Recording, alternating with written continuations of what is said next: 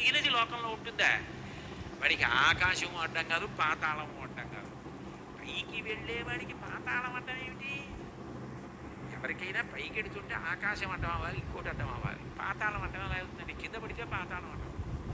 బాగా కింద పడిపోదాం అనుకున్నానంటే నాకు పాతాళ లోకం అడ్డు వచ్చింది అన్నది. ఈశ్వరుడిని చేరాలనుకున్నవాడు పైకి ఎడతాడు కానీ కిందకి ఎడతాడా?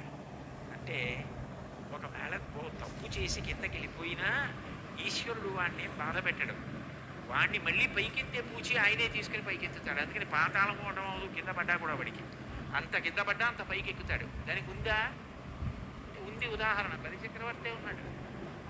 అంత ఇంద్రుణ్ణి గెలుద్దామనుకున్నవాడు గెలవలేక గురువు గారిని, శుక్రాచార్యుల వారిని పట్టుకుని విశ్వజిత్ యాగం చేసి అగ్నిహోత్రంలోంచి బంగారు రథం, గుర్రాలు, గొప్ప గొడుగు, అక్షయబాణ తుండీరాలు, ధనస్సు అన్నీ పొంది ఇంద్రుణ్ణి ఓడించి అంత గొప్పవాడైతే